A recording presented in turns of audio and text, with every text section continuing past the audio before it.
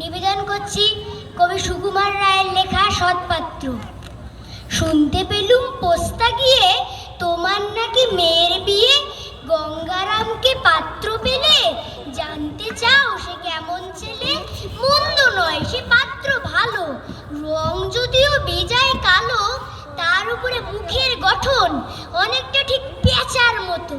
বিদ্যে বুদ্ধি বলছি মশাই, ধন্যী ছেলের অধ্যাবসায়।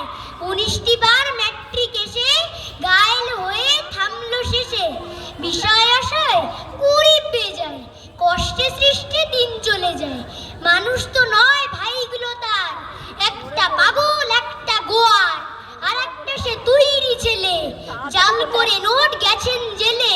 কনিষ্ঠটি তবলা বাজায়, যাত্রা দলে 5 টাকা পায়।